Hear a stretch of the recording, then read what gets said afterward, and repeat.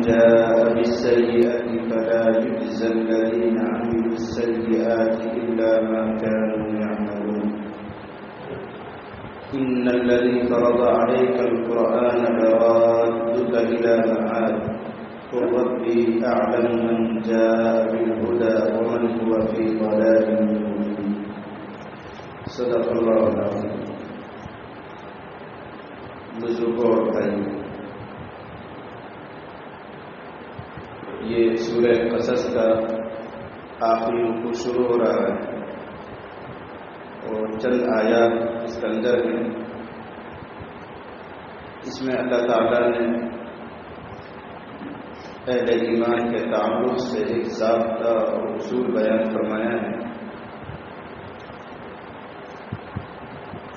ایمان اور عمل صالح کے بعد، ایمان اور اچھے اعمال کے بعد جنت پانے کے لیے کون سی صفات مطلوب ہیں اور کون سی صفات ایسی ہیں جو بہت زیادہ مؤثر ہیں جنت کو پانے کے لیے، ان کا تذکرہ اس آیت میں ہے. ارشاد فرمایا گیا تلک الدار الآخرہ، یہ آخرت کا گھر جس کو ہم جنت کہتے ہیں، یہ دار آخرت، اس کو ہم مخصوص کر دیں گے، خاص کر دیں گے للذین لا یریدون علوا فی الارض ولا فسادا، ان لوگوں کے لیے جو زمین میں بڑائی نہیں چاہتے ہیں اور نہ بگاڑ، جو زمین میں بڑائی نہیں چاہتے ہیں اور نہ فساد نہ بگاڑ. یہ دو وصف ہیں. لا یریدون علوا ایک صفت ہے، ولا فسادا دوسری صفت. اس کو یوں کہہ لیجیے آسان زبان میں کہ اللہ تعالیٰ ارشاد فرما رہے ہیں کہ جنت ان لوگوں کے لیے مخصوص کر دی جائے گی جن کے اندر تواضع ہے، بڑائی، سرکشی، غنا، تکبر سے پاک ہیں، عاجزی، انکساری، خاکساری جن کی صفت ہے ان کے لیے جنت خاص کر دی جائے گی. یہ کتنی عجیب سی بات ہے کہ جنت سب سے اونچا محل ہے، سب سے اونچا مقام ہے، لیکن ملتا ہے وہ تواضع سے، پستی اختیار کرنے سے. جس بندے میں ذرا سی کبر ہے، ذرا سا تکبر ہے، غلو ہے، تو حدیث شریف میں آیا ہوا ہے لا يدخل الجنت من کان فی قلبہ مثقال ذرۃ من کبر. جس بندے کے اندر رائی کے دانے کے برابر بھی، سرسوں کے دانے کے برابر بھی کبر ہے، بڑائی ہے، وہ جنت میں داخل نہیں ہو سکتا. وہ بڑائی کا محل نہیں، وہ تواضع والوں کے لیے، متواضعین کے لیے، عاجزی اختیار کرنے والوں کے لیے بنائی گئی. اب اگر کسی بندے میں کبر ہے تو کبر کے ساتھ وہ جنت میں نہیں جائے گا، اس کبر کو نکالا جائے گا. یہ صفت یہاں بیان کی ہے لا یریدون علوا. اس دار آخرت کو، جنت کو ہم مخصوص کر دیں گے، خاص کر دیں گے ان لوگوں کے لیے جو زمین میں بڑائی نہیں چاہتے ہیں. اور تواضع کی انتہا یہ ہے کہ آدمی اپنے آپ کو دوسروں سے کمتر و حقیر جانے، دوسروں کو اپنے سے بہتر جانے، اپنے بارے میں خطرہ لگا رہے، دوسروں کے بارے میں پر امید رہے. یہ تواضع ہے. ہو سکتا ہے اللہ اس کی کون سی عطا کو پسند کر لے، کس بات پر اللہ کے یہاں اس کی مغفرت ہو جائے، دوسروں کے تعلق سے یہ خیال ہے. اور اپنے بارے میں یہ ڈر، پتہ نہیں کس بات پہ پکڑ ہو جائے، کون سی بات میری ناپسند آ جائے، کس وجہ سے میں دھتکار دیا جاؤں. اپنے بارے میں اس طرح خطرے میں رہنا اور دوسروں کے بارے میں پر امید رہنا، اسی کو تواضع کہتے ہیں. تواضع اس کا نام بالکل نہیں ہے کہ آدمی پھٹے پرانے بغیر دھلے ہوئے کپڑے پہنے، جس کو ہم اپنی زبان میں سادگی کہتے ہیں، گندا رہتا ہے، بال بکھرے ہوئے رہتے ہیں، پرہیز کا اور دھونے کا بہت زیادہ اہتمام نہیں کرتا، اس کا نام تواضع نہیں ہے. حدیث میں یہ مضمون صراحت کے ساتھ آیا ہے. ایک آدمی نے عرض کیا اللہ کے نبی، میں چاہتا ہوں کہ میرے جوتے دوسرے آدمی کے مقابلے میں عمدہ، میرے کپڑے دوسرے آدمی کے مقابلے میں صاف ستھرا اور بہترین. ایسے کئی چیزوں کے تعلق سے دوسرے سوال ہے، میں چاہتا ہوں میری فلاں چیز فلاں سے اچھی ہو. کیا ہے اللہ نبی یہ بھی تکبر ہے؟ کیا یہ بھی تکبر ہے؟ ارشاد فرمایا ان اللہ جمیل یحب الجمال، یہ تکبر نہیں ہے، اللہ خود نظیف ہے، اللہ خود خوبصورت ہے، خوبصورتی کو، صفائی کو، نظافت کو پسند فرماتا ہے۔ تکبر یہ ہے اس کا تعلق دل اور قلب سے ہے، اپنے دل میں اپنے تعلق سے خوش گمان رہنا، میں بہت اچھا، میں اللہ کے یہاں ضرور مقبول ہوں، دوسرے لوگوں کی نیکیوں کا کوئی خاص اعتبار نہیں، پتہ نہیں ان کی مغفرت بھی ہوگی کہ نہیں ہوگی، اس طرح دل کے یقین اور خیال کو کبر کہا جاتا ہے۔ آدمی اندر سے گھٹتا رہے، اپنے بارے میں خطرہ محسوس کرتے رہے، فکر مند رہے، چاہے کتنا اچھا کھائے، اچھا پہنے، اچھا استعمال کرے چیزوں کو، یہ ایک کبر نہیں ہے۔ تو تواضع ایک قلبی صفت کا نام ہے، تواضع ایک عاجزی اور انکساری یہی اندر کی صفت کا نام ہے کہ آدمی اپنے بارے میں خطرہ محسوس کرتا رہے، دوسروں کے بارے میں امید رکھے۔ یہی فرمائیں گے حضرت خان علیہ رحمہ کا مقولہ مشہور ہے کہ جب دنیا میں بڑا سے بڑا پاپی مرتا ہے، گناہ گار مرتا ہے، تو بھی یہ امید لگی رہتی ہے نہ جانے اللہ تعالیٰ کس بات پر اس کی مغفرت کر دے، بڑا سے بڑا گناہ گار مرتا ہے۔ اور جب کوئی اللہ والا بڑا سے بڑا دیندار دنیا سے جاتا ہے، خطرہ لگا رہتا ہے، پتہ نہیں کس بات پر پکڑ ہو جائے۔ یہ اللہ کی شان ہے، بخشنا چاہے تو کس ادا پر بخش دے، پکڑنا چاہے تو نہ جانے کس بات پر پکڑ لے۔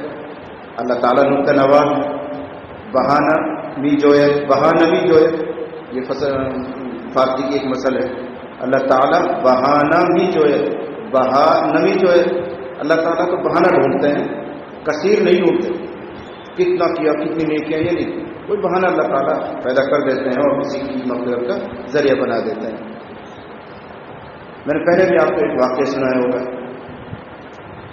ایک ہیجڑا کا انتقال ہوا، سب جانتے ہیں ہیجڑا مخنث،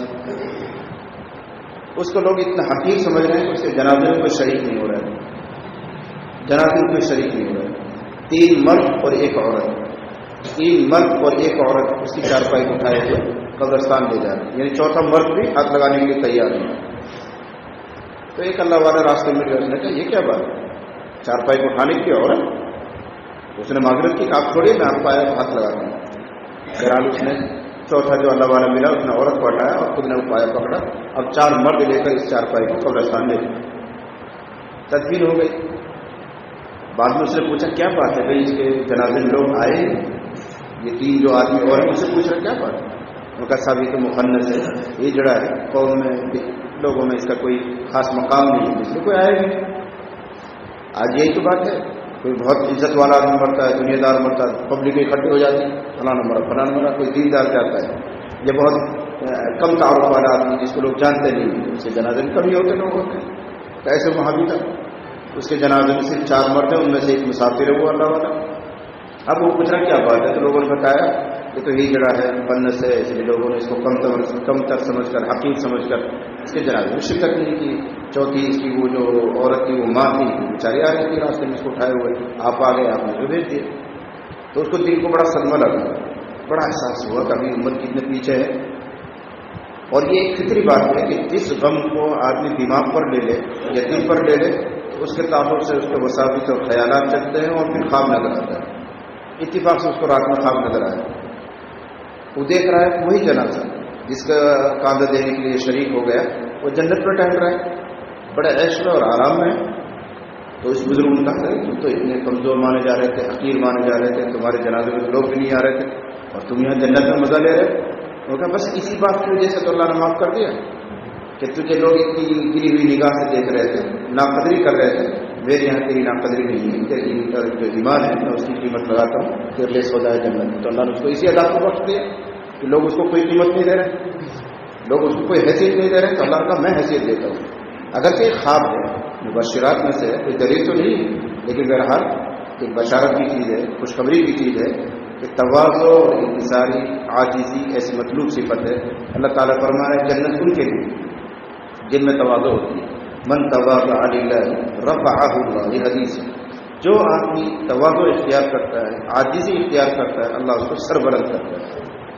اس کا مقابل دوسرا لفظ بھی ہے، ومن تکبر، جو آدمی اپنا آپ کو بڑا سمجھتا ہے، اونچا سمجھتا ہے، گردن اٹھا کر چلتا ہے، دوسروں کو سمجھتا نہیں ہے، تو اللہ تعالیٰ اس کو لوگوں کی نگاہوں میں ذلیل کر دیتا ہے۔ وہ اپنا آپ کو بڑا سمجھ رہا ہوتا ہے یہاں تک کہ لوگوں کی نگاہوں میں وہ حدیث میں بڑا عجیب سا لفظ آیا ہوا، گو کے کیڑے سے زیادہ ذلیل ہو جاتا ہے.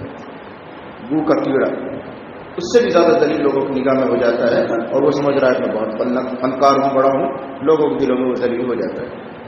اللہ تعالیٰ ہم سب کو اس صفت سے متصف کرنا ہے. تلک دار الآخرہ، یہ دار آخرت ہے جس کو ہم بناتے ہیں یا خاص کر دیں گے للذین لا یریدون علوا، ان لوگوں کے لیے جو زمین میں بڑائی کا ارادہ نہیں کرتے ہیں، ولا فسادا، دوسری صفت، اور زمین میں وہ فساد نہیں مچاتے.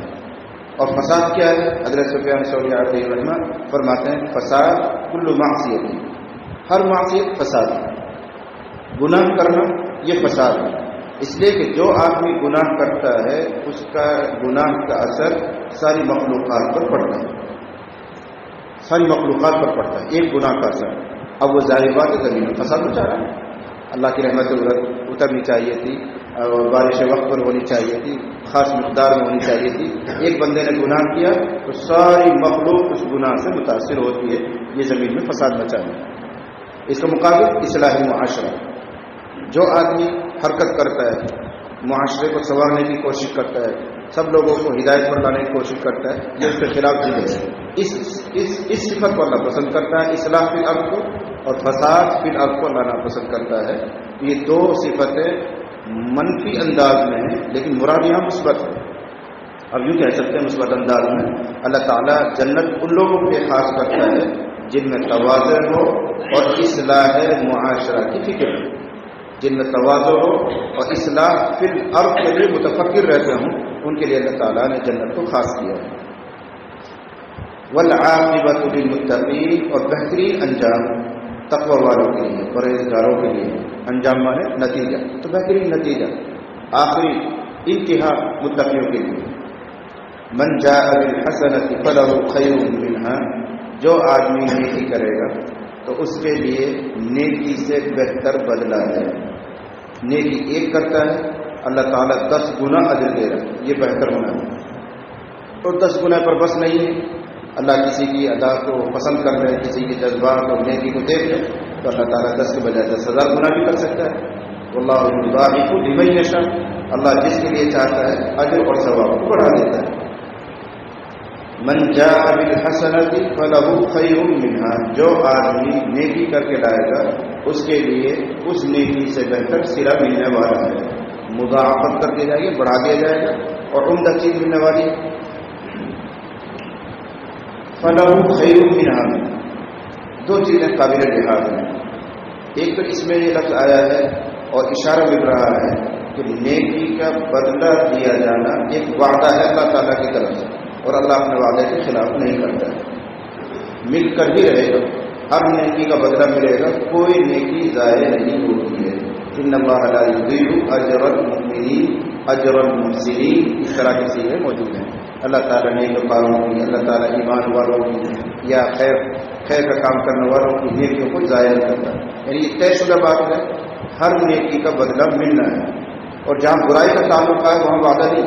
ومن جاء بالسیئۃ فلا یجزى الا مثلها، کہا گیا، یا فلا یجزى الذین عملوا السیئات الا ما كانوا يعملون.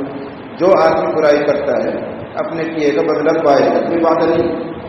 یعنی اس کے خلاف بھی ہو سکتا ہے، اس لیے کہ وہ معافی ہو جاتی ہے. آدمی گناہ کرتا ہے، کوئی ضروری نہیں کہ اللہ تعالیٰ گناہ کی سزا دے، اللہ معاف بھی کر سکتا ہے.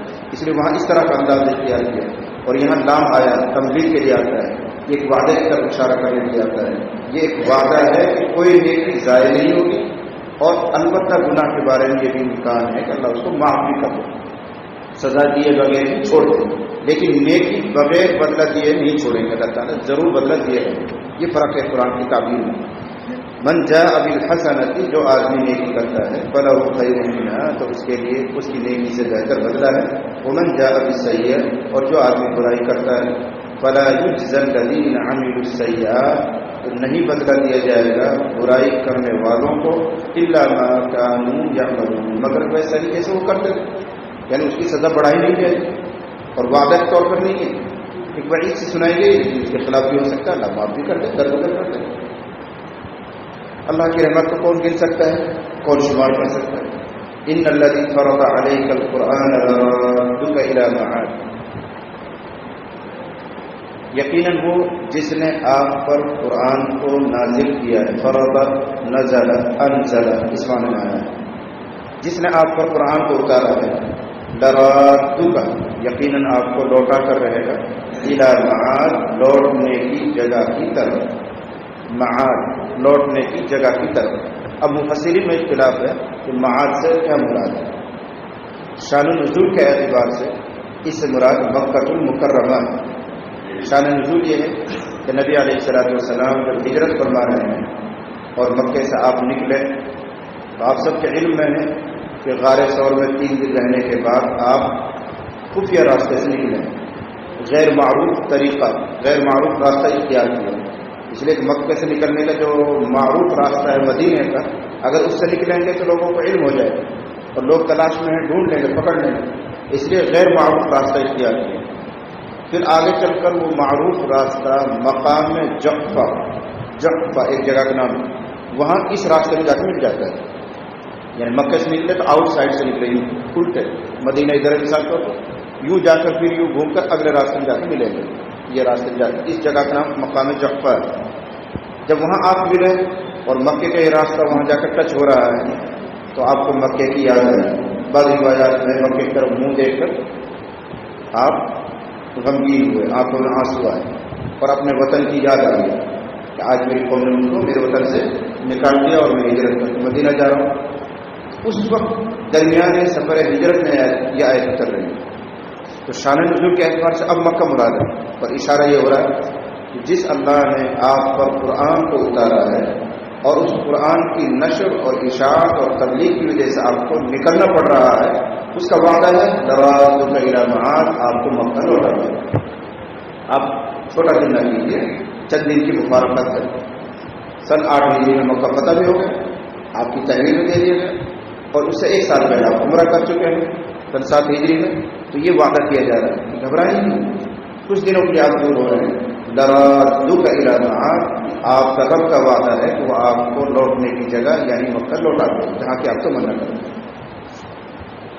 اسی وجہ سے بزرگان دین نے ایک طریقہ بتایا ہے کہ جس آدمی کو زیادہ شوق ہو کہ عمرہ کرے، حج کرے، تو خانہ کعبہ کے غلاف پر ان الذی فرض علیک القرآن لرادک الی معاد لکھ دے تو اللہ تعالیٰ اس کو بار بار نصیب کرتا ہے حج یا عمرے کی ساتھ۔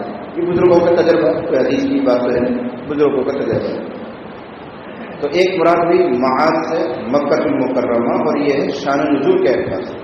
لیکن مفسرین کا ایک ضابطہ ہے کہ کوئی بھی آیت شان نزول کے پس منظر کے ساتھ خاص نہیں ہوتی ہے، مراد عام ہوتی ہے۔ لہذا انہوں نے قرآن کے نظم اور عبارت کے اعتبار سے معاد سے مراد لیا ہے جنت، وہ لوٹنے کی جگہ ہے۔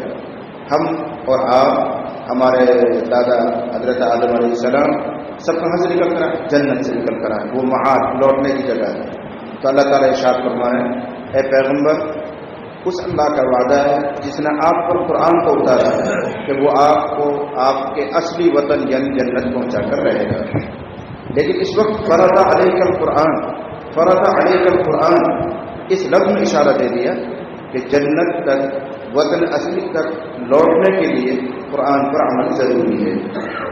اس کا واسطہ اس لیے بے شک جس اللہ نے آپ پر قرآن کے احکام کو فرض کیا ہے، یہ ترجمہ کریں گے، فرض علیک احکام القرآن، جس اللہ نے آپ پر قرآن کے احکام کو فرض کیا ہے، بس جو نبھائے گا لرادک الی معاد، تو آپ کا رب آپ کو اور آپ اس کے ماننے والوں کو معاد یعنی جنت تک لوٹائے گا۔ یہ بھی مراد ہوتی ہے۔ تو دونوں باتیں ہماری شریعت اور نقطۂ اسلام کے اعتبار سے درست ہو سکتی ہیں، بلکہ اور بھی اقوال ہیں۔ ایک اور یہ بھی ہے کہ اس سے مراد قیامت ہے، جس اللہ نے آپ کو قرآن کو اتارا ہے وہ آپ کو قیامت کے دن لوٹا کر رہے گا، اس قیامت کے دن میں ہی فیصلہ ہونے والا ہے۔ تو بہرحال اس میں ایک خاص چیز جو ہمیں نظر رکھنی ہے وہ ہے ان الذی فرض علیک القرآن، لفظ قرآن کا واسطہ دیا ہے کہ جس اللہ نے آپ پر قرآن کے احکام کو فرض کیا ہے، اس قرآن کی تعمیل، اس قرآن پر عمل ہی موجب ہے جنت تک پہنچنے کا۔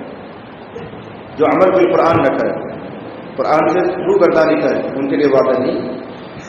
اگر وہ قرآن پر عمل نہیں کرے، مثلا قرآن کے حلال کو حلال نہیں جانتے، قرآن کے حرام کو حرام نہیں سمجھتے، ناجائز کو ناجائز نہیں مانتے، اب اگر عقیدتاً اس کے خلاف کر رہے ہیں، جس کو قرآن نے حرام کہا ہے اس کو عقیدتاً حلال سمجھ رہے ہیں تو کفر ہے، پھر تو کوئی مطلب ہی نہیں جنت تک جانے کا.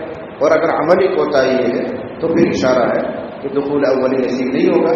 موجب دخول اولی عمل بالقرآن ہے، جو پختگی کے ساتھ قرآن پر عمل کرتے ہیں وہی پہلے مرحلے میں جنت میں جانے والے ہیں، ورنہ سزا پا کر جائیں. ان الذی فرض علیک القرآن، بے شک وہ اللہ جس نے آپ پر قرآن کو اتارا ہے، یا وہ اللہ جس نے آپ پر قرآن کے احکام کو فرض کیا ہے، لازم کیا ہے، لرادوک، تو ضرور آپ کو لوٹا کر رہے گا الی معاد، لوٹنے کی جگہ پر یا جنت کی طرف. قل ربی اعلم من جاء بالہدی ومن هو فی ضلال مبین. یہ جواب ہے کفار کی اس بات کا وہ کہا کرتے تھے کہ محمد صلی اللہ علیہ وسلم خود گمراہ ہو گیا ہے اور لوگوں کو گمراہ کر رہا ہے. دین جو آبائی دین ہے، باپ داداؤں سے چلا آ رہا ہے، محمد خود اس سے بہت گیا ہے، دوسروں کو بھی بہتا رہا ہے، دوسروں کو بھی گمراہ کر رہا ہے. یہ الزام دیا کرتے تھے. تو اس وقت یہ ٹکڑا اتر رہا ہے. کہہ دیجیے ربی اعلم، میرا رب زیادہ جانتا ہے کون ہدایت لے کر آیا ہے اور کون کھلی ہوئی گمراہی. تمہارا فیصلہ کرنے سے تھوڑی پتہ چلے گا کون ہدایت پر ہے کون گمراہی پر ہے، یہ تو اللہ بتائے گا. اس لیے کہہ دیجیے میرا رب زیادہ جانتا ہے کون ہدایت پر ہے اور کون گمراہی میں پڑا ہوا ہے، تمہاری باتوں کا لحاظ نہیں.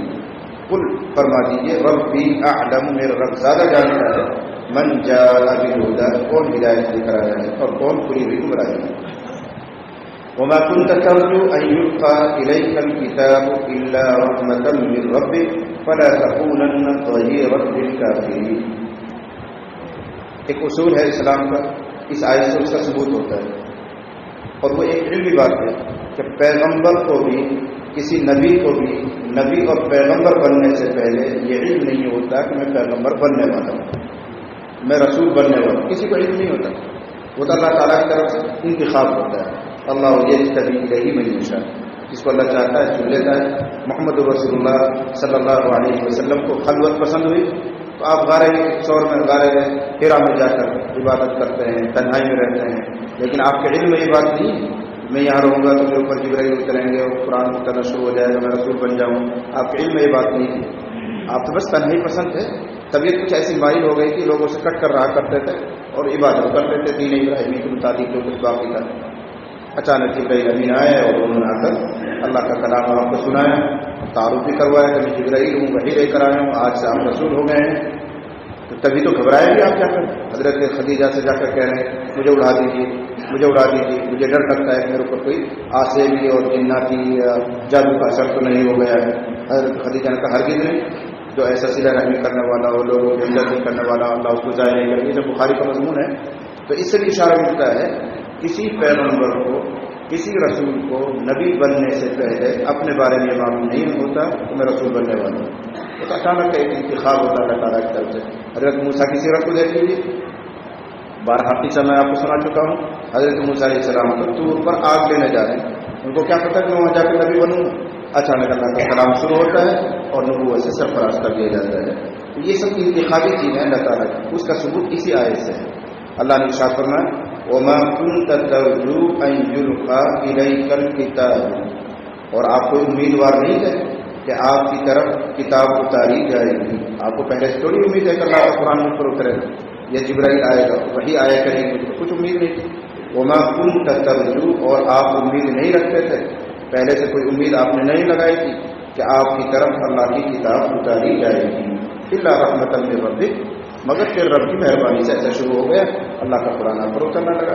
فلا تکونن ظہیرا للکافرین، جب اللہ نے آپ کو رسول بنا دیا، آپ کو انتخاب کر دیا، تو اب آپ کافروں کی مراد پوری کر کے ان کے مددگار نہ بنیں. فلا تکونن ظہیرا للکافرین، تو ہرگز آپ کافروں کے مددگار نہ بنیں. کافروں کے مددگار بننے کیا مطلب؟ کوئی نئی بات نہیں ہے. کافروں کی متعدد مرادیں تھیں، کئی مرتبہ پیشکش ہوئی. ایک پیشکش مثلا یہ تھی کہ ایسا کر لیں کہ ایک دن ہم آپ کو خدا کی پوجا کر لیا کریں گے اور ایک دن آپ ہمارے دیوی دیوتاؤں کے لیے جھک جایا کریں. ایک پیشکش انہوں نے یہ دی جس کے جواب میں قل یا ایھا الکافرون لا اعبد ما تعبدون، یہ آیت نازل ہوئی، پوری سورت نازل ہوئی.